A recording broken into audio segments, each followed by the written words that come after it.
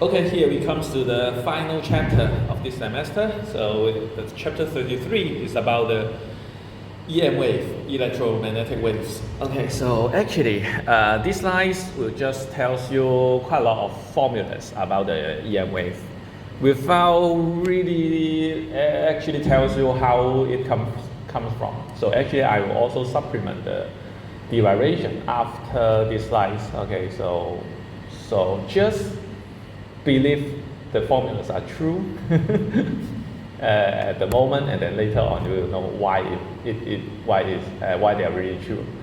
So this is the outline. So first, it will introduce the EM wave, and then it just tells you, okay, we can observe the EM wave. Okay, so that the E field, B field have some characteristic, but I don't think as a human being will be able to observe something like that. Okay, so anyway, just follow its logic. Okay, so anyway, the second part will be the energy transport and the Poynting vector. So actually, for the EM wave, of course, it has E field and B field, but I would say E field, B field are perpendicular to each other, and the propagation direction of the EM wave are also perpendicular to the E field and B field. And this one, okay, actually this EM wave is actually propagating some energy. Okay, so the amount of energy and also the direction of this wave propagation is described by this so-called the Poynting vector. And then we also talk about something called the radiation pressure, because maybe even in high school physics, it may tell you that actually the EM wave are something like, okay, so the light are something like, it has the duality. Okay, it has the characteristic of particle, and also have the characteristic of a wave, because it is EM wave. Of course, it has the characteristic of a wave, but also it has some characteristic of particle. So radiation pressure is a kind of characteristic as a particle. Because pressure related to the force. Okay, to the force. So the force acting on a surface. Okay, it will be like the pressure on a surface. Okay, just like, okay, if we have some light shooting on you, so you feel like, okay, so there is some light shooting on me, so you can really feel it. Okay, so that is some sort of the pressure, the radiation pressure. And then the polarization. Polarization is more related to the wave characteristic. Okay, and then the refraction. Okay, so probably you and also the total internal reflection, probably you may have learned it in high school physics. Some very fundamental optics, and also the polarization by reflection. Okay, so so this is a little bit more advanced, so connecting something like the reflection with the polarization. Okay, so let's begin. Okay, so this is the page 0. Okay, so electromagnetic wave 0. Okay, so what is this? Genesis chapter 1 verses 1 verse 2 third. Okay, so this is the Bible. Okay, the Bible NIV version. Okay, NIV version here. So actually you can read the English here. So maybe I try to read it in Cantonese. Okay, because I memorized it in Cantonese, so I'm not able to read it out in Chinese. Okay, so actually it is 創世紀1章1到3節，創世紀1章1到3節，即係佢係起初神創造天地啊，地是空虛混沌，淵面黑暗，神的靈運行在水面上，神說要有光，就有了光。Okay, so it's like a Bible lesson. Okay, so about the theology, 神學. Okay, so actually it tells you that, okay, so the God says, okay, let there be light, and there was light. Okay, so this chapter ends. Okay, if we are studying the theology 啊，如果我们在学神学的话，however we are actually studying physics, so we cannot rely on the Bible only. Okay, so here I just recall the Maxwell rainbow. Probably I think I have show this rainbow. Okay, at that time maybe call it a spectrum or something else. It doesn't really matter. So here we just call it Maxwell's rainbow. Maxwell's rainbow. Okay, so Maxwell's rainbow. Okay, so here just a simple recall. Simple recall. Okay, maybe I also need to recall something like C equals F lambda. Okay, C is the speed of light. Speed of light.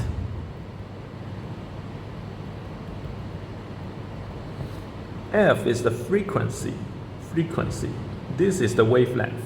Okay, 就是光速等于频率乘以波长。Okay, so so you can see here. Okay, wavelength. Left side will be longer, right side will be shorter. And then for frequency, left side to be lower frequency, right side to be higher frequency, because speed of light in vacuum will be an ultimate constant. Okay, it won't change at all. It won't change at all.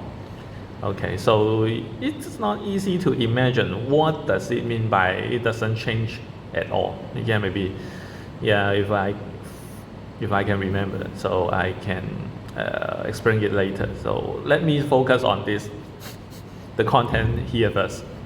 Okay, so it means that if C is a constant, which means that F and lambda are inversely proportional to each other. So which means that if we have a longer frequency, if I have high frequency, it has a shorter wavelength and vice versa. So starting from a very low frequency, like the long wave, very, very low frequency, and here like the radio frequency. So it's like a megahertz, and then maybe here is 10 to the 8th power. It's around 100 megahertz. Okay, so if you, yeah, maybe you're too young to listen to radio, so so maybe yeah, the TDM is around here, 100.7 megahertz. Yeah, so actually, okay, so this is around the radio frequency with a quite long wavelength. Okay, so here the wavelength could be around several meters. Several meters. So maybe, probably you haven't seen the radio. Okay, when I was small. Okay, so the radio can be quite large like this. Okay, can be quite large, and then it has a very long antenna. So if you really want to listen to a radio, and then you need to expand the very long antenna, so that you will be able to receive some radio frequency far away.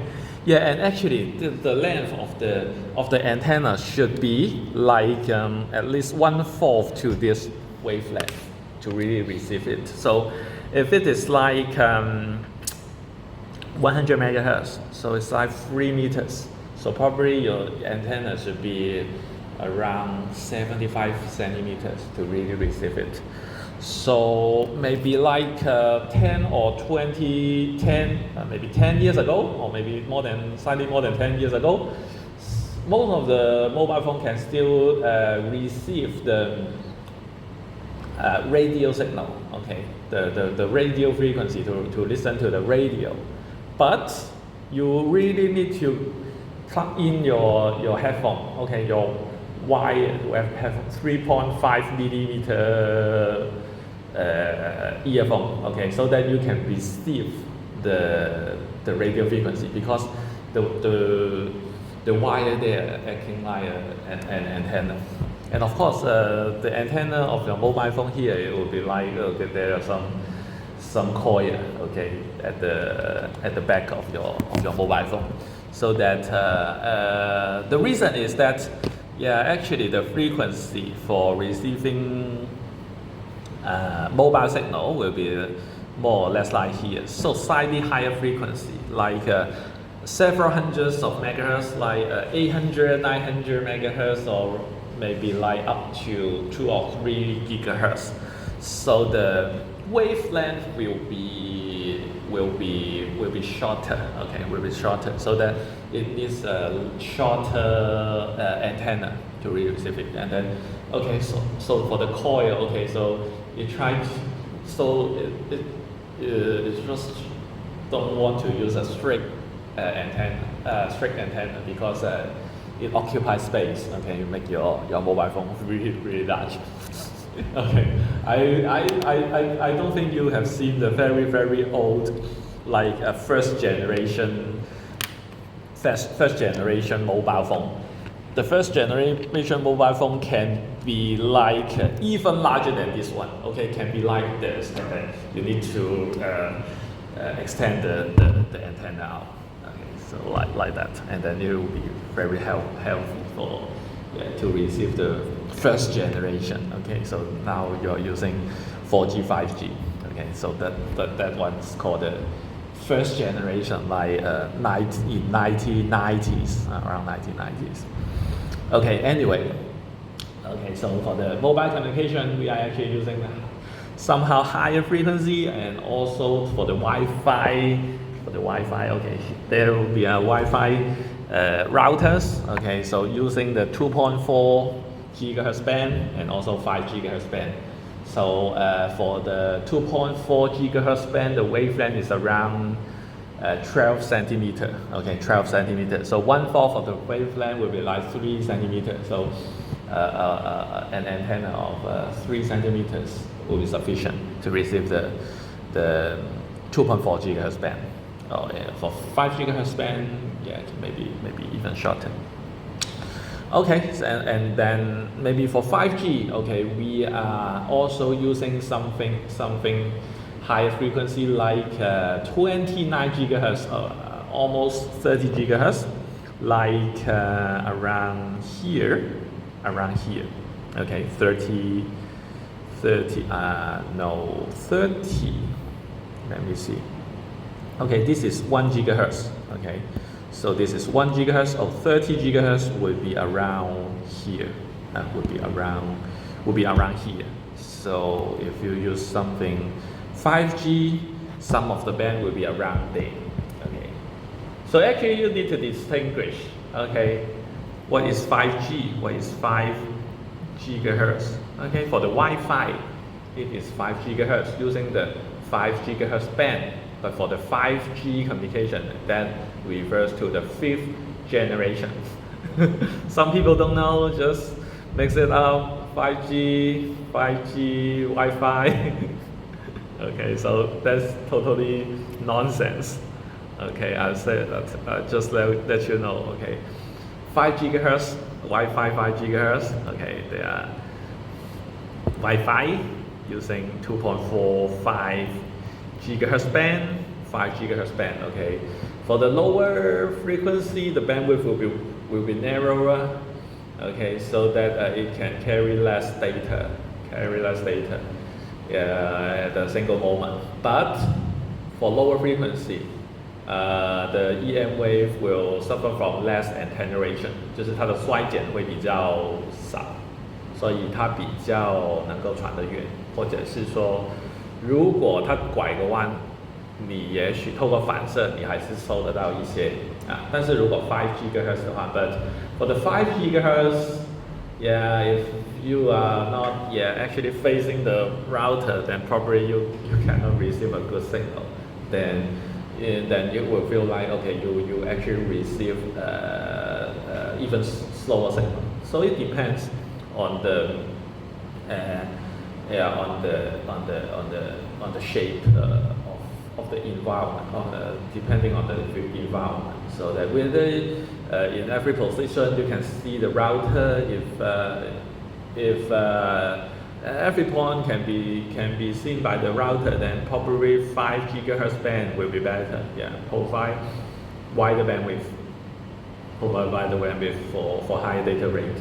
Yeah, but if not all the point has a line of sight to the router, then probably you need to sustain the 2.45 gigahertz, so that you can still have some reasonable signal. So, and that's why, okay, why for even older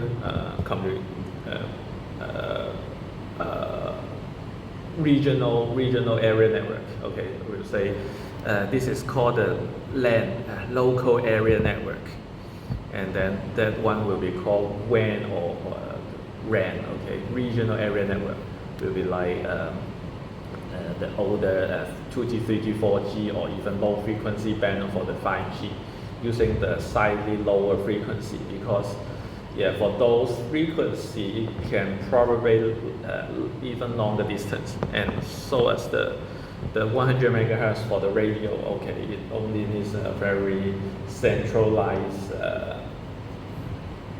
transmitter, so that okay, every point will be able to receive the radio signal. Okay, so this is up to the radio frequency, and then maybe for this part, okay, so maybe like a 60 gigahertz or even higher, we may call it the millimeter wave. Millimeter wave. Yeah, because the wavelength is goes to the millimeter order, okay, millimeter order. So that we only need a very small antenna to transmit or receive those kind of signal. Okay, so and even higher, okay, this part comes to the infrared, 红外线, and then this part only a very small band out of this Maxwell rainbow. We call it the visible light. Okay, so that's a human eye can see it. Okay, and then this part, the ultraviolet. So starting from left to right, we'll say for a single proton, okay, it has a high frequency. So another formula related to it is like E equals HF, okay, or H something, some material call it H nu, okay, but it's just a symbol. I don't care much about that. So if so this is the energy for a single proton, 就一个光子的能量, and then this is Planck constant, okay, Planck constant. So probably we have seen it in chapter 32, and then this is also the frequency. This is all frequency. So for single proton, okay, so if it has a higher frequency, so the energy will be stronger. So here we come to the ultraviolet, so we care about the ultraviolet generated by the sun. So yeah, if we expose too much to the ultraviolet, maybe may suffer from cancer. Okay, and then also the X-ray goes to even higher frequency, and then even shorter wavelength, so that it will be able to go through our flesh. Okay, so it will be able to see our bones, or may be able to see the lung structure, so that to see whether the lung is healthy or not. So this X-ray actually needs the short wavelength to really go through something. Okay, if wavelength is too long, then it may be blocked by something else. Okay, so even higher may be the gamma ray. Okay, the cosmetic wave， 就是那些宇宙线射线，就是伽马射线。Actually it's generated by some planetary reaction, like I don't say maybe generate some black hole or something other else, but yeah, it might be some high energy particles. Okay, because the frequency is really high. So just as what I mentioned in last chapter, so yeah, the Earth have a magnetic field, so that it may be able to shield some of this kind of cosmetic wave, so that okay, so maybe also generate some aurora near the North Pole or South Pole. Okay. Yeah. So actually says in Maxwell's time. Okay, in Maxwell's time, the visible infrared ultraviolet form of light were the only electromagnetic wave known, okay, at that time. And then based on Maxwell's work, however, Hertz, okay, is almost around 1900, or I'm not sure whether the exact year, okay, but Hertz discovered what we now call radio wave, verified by experiment at the same speed as visible of light, indicating that they have the same basic nature of visible light. Now we now know a wide spectrum of electromagnetic waves, so all of them are actually EM wave. Okay, but at that time they only know, okay, because based on human eyes or maybe some sense, okay, so for infrared you can feel some heat, okay, also ultraviolet. Yeah. Other than that, okay, so we don't know that. Yeah, we actually human beings hasn't tried to make use of those EM wave at that moment. Also after this experiment by Hertz, okay, so they try to invent some wireless communication system. Okay, so here it tells you that how we can generate some EM wave. So actually on the left side is energy source, okay, like it can maybe generate some current or something like that to inject to this RLC tank, and it is a transformer, so that in this one, okay, if we have a sinusoidal source inject to this RLC circuit, then it will be a oscillation at a certain frequency, or maybe for multiple frequency. So at very least it will have at least one frequency oscillating in this RLC circuit. And as much as we have a sinusoidal here, and then go through this, you can consider is the inductor. So the first coil of the transformer you can consider is an inductor. So if we have a sinusoidal current going through this inductor, it will generate some sinusoidal B field, okay? Sinusoidal current, and then turns to sinusoidal B field. Okay, sinusoidal B field. And then the sinusoidal B field coupled to the secondary coil, okay? It turns back to also some power, some energy transferred to the second coil. And then go through this transmission line. Don't care about what transmission line is. Yeah, for advanced EM course, okay, the transmission line can be so horrible. But anyway, we don't need to care about that.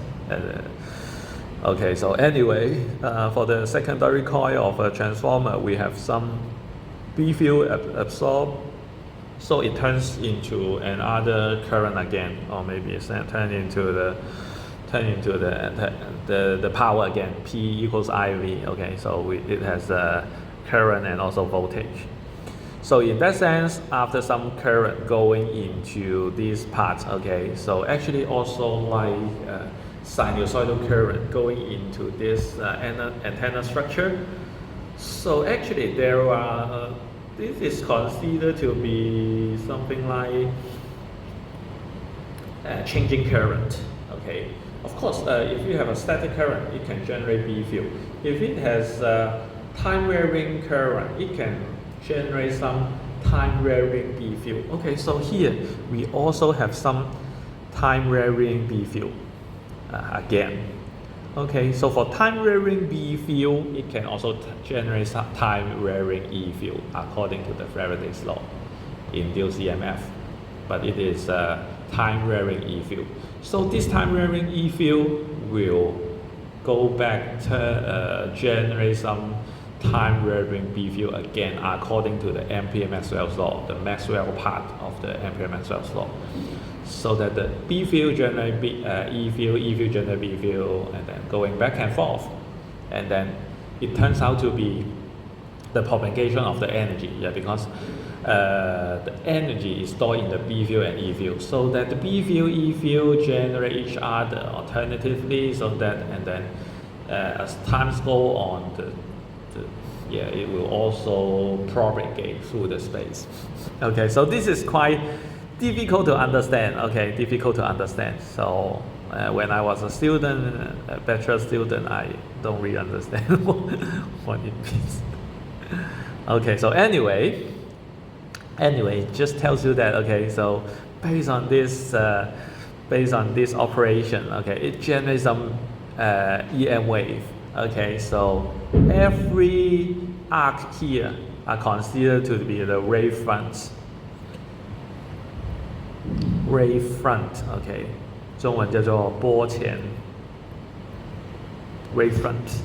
Okay, so it's like at a single moment, okay, the wave just go to this wave front, and then for the next moment go to the next wave front. So it's like how it propagates. And then maybe you just try to observe it at this point to sense the E field, B field at that single point. Okay, and then you may be able to feel that, okay, at that single point, the E field and B field are actually like oscillating. Okay. Okay, so here it just tells you that, okay, how we can really observe this E field, B field. I have no idea, but actually it just tells you that, okay, here we can actually know that, okay, maybe for this single point at the initial moment, okay, let's say here, okay, the E field is pointing upward, B field is pointing to the left side. Okay, just imagine that you are at point P, and then you are looking at the antenna. So you pretend you are here, you are at point P, and then looking to the left side, looking at the antenna. So what you actually see is that the E field is pointing upward. Okay, the E field is pointing upward, the B field is pointing to the left side, and then the EM wave is actually propagating towards you. Okay, something like that. Okay, so some moment later, the E field become lower, okay, weaker, and the B field also become weaker, and then also some moment later, both E field, B field become zero at a very special moment, and then sometimes later, the E field pointing downward, B field pointing to the right side, and then also some moment later, E field becomes the strongest, but points to the opposite direction. Also the B field like this, but point to the right side. Okay, so it's like, okay, so it's like like this, and then become weaker and weaker, and then become zero, and then something like that. Okay, and then try to oscillate back and forth. Okay, and then going back to here, weaker, zero, and then going to the original direction, and then become the stronger. So, and then it will rotate back and forth.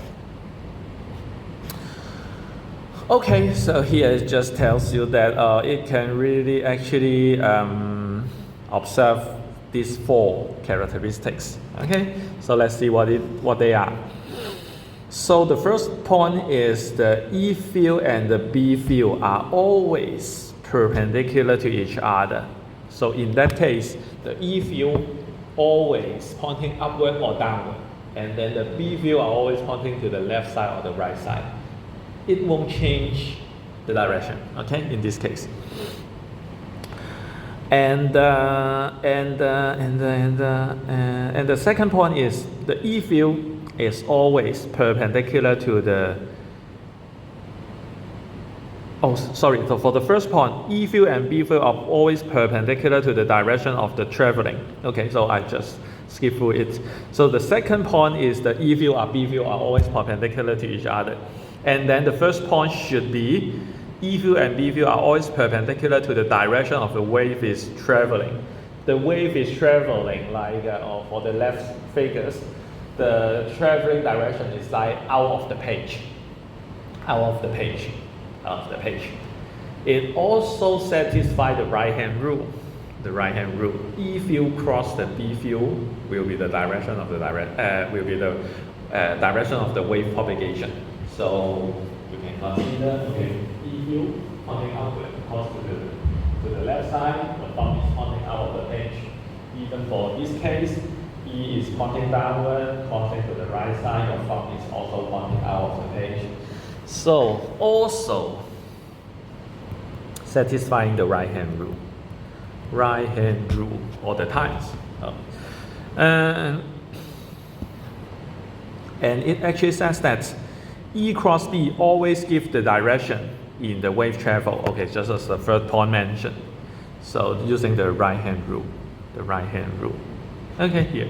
So, and then the fourth point is that the field always varies sinusoidally.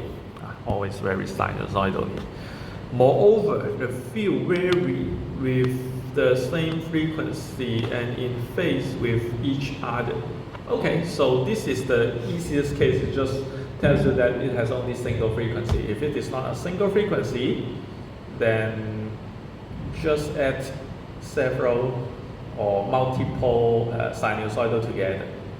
And even for arbitrary E field, B field, then actually, according to the Fourier transform, you can always decompose any waveform into the composition of multiple sinusoidal. Okay, just add them together. For easier case, you can consider you add 2 sinusoidal together, 3 sinusoidal together to form an even more complicated waveform. For the fourth point, it just tells you that here we just assume it has only single frequency, but actually it can have more than one frequency. For the sun, for the let's say the sunlight, it won't be a single frequency. Yeah, it has quite a large bandwidth of the EM wave, so that it is white light. Okay, it consists of even for visible light, it consists from red light to up to the purple for the rainbow. Okay, and not mentioning the infrared, ultraviolet. So what it really means is that, okay, so the 4 points only sinusoidal, just to simplify the case, okay, so that the formulas only have a single frequency. But actually we can have more than one frequency. And actually mathematics tells you that any waveform can be decomposed using using sinusoidal. Just like, let's say we have suppose, that is the Fourier transform. Of course, it is out of the scope of this course, but I just let you know. Okay, for an arbitrary x of t exponential to minus j omega t dt, integrating from negative infinity to infinity will be the x j omega. So this is actually the Fourier transform in the frequency domain. This is a time domain signal, and then we can actually try to multiply it by exponential to negative j omega t to see the projection of this xt to that to a specific frequency. Okay, and then this integral will tell you for different omega, or what is the amplitude, what is the phase of that signal. So it can be consist of different frequencies. Okay, anyways, out of the scope of this course, just somehow let you know. Okay, so here it just says, so in keeping this feature, we can deduce that an EM wave traveling along an x-axis has an electric field, okay, E field and B field with magnitudes that depends on, okay, here it's actually E equals EM will be the magnitude of the E field, Bm will be the magnitude of the E field. Here it use the sine of kx omega t.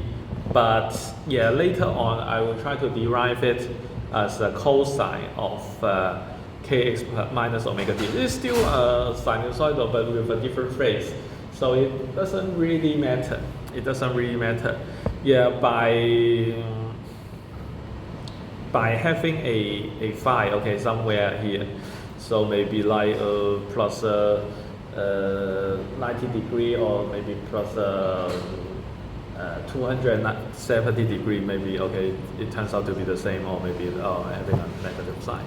So it's still a sinusoidal. Yeah, we don't really need to care about it. Just take a different reference to make it really the same. So in the textbook, you try to use sinusoidal. Yeah. But usually when we try to solve some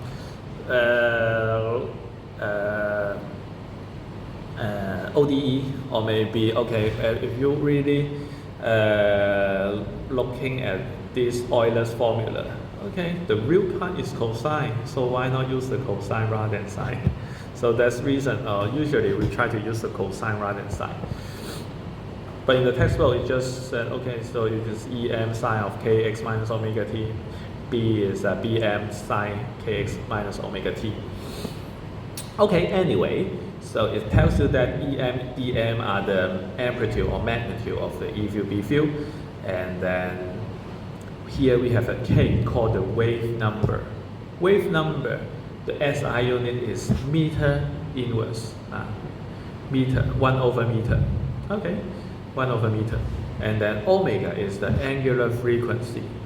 Angular frequency. So angular frequency is radian per second. Radian per second. Okay, so here we have an equation. K equals 2 pi over lambda. So what is wave number means? So it is actually like in 1 meter how many waves you can count. Okay, so it relates to the wavelength. If the wavelength is shorter, the wave number will be larger. Okay, so because in a unit length you can have more period of the EM wave. Okay. So lambda is the wavelength. Okay, maybe I just talked too long. Okay, so yeah. So maybe I finish this page and then we can have a break. So so just as what I mentioned, so c is actually the speed of light is actually related to the mu naught epsilon naught, two of the most important constant in the electromagnetic theory. Okay, so c is 1 over square root of mu naught epsilon naught, so which is 3 times 10 to the 8th meter per second. So for modern physics, maybe we need even more accurate 2.998 times 10 to the 8th power. For modern physics, okay, probably the teacher or the professor will ask you to use this, okay, with slightly more significant digits, okay, or if you really need even more accurate number, it could be like okay, so this one, okay, so this one is up to the 1 meter per second, okay, accurate up to 1 meter per second. Actually, I memorized this number during my high school study. So yeah, so I still remember that. You got to check again, but okay. So actually, so this is the speed of light. Okay, up to the up to the last digit, up to the last 1 meter per second. Okay, so this is the speed of light. Of course, just as what I mentioned, this one okay. So like it just tells you, oh, it's like that.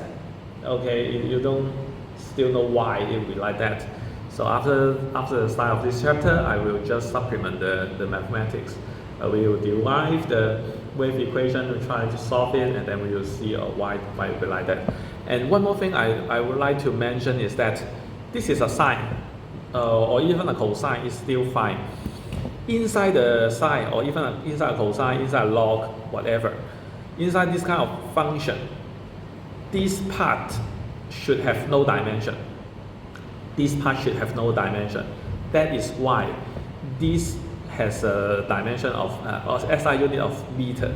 So this one should have a dimension of 1 over or meter to the negative first power. Okay, negative meter to the negative first. So meter and meter negative 1, okay, cancel. So it has no dimension here. So as this one, omega, radian per second times the radian per second times second. Okay, second cancel. Radian is not a dimension. Okay, sine of something radian or sine of an angle really makes sense. Okay, really makes sense. So okay, so this is why. Okay, so I just let you remember. Okay, inside a function. Okay, so those kind of stuff should be okay, even though the expression is quite complicated, but that part should be dimensionless. Okay, so finally we also have this one.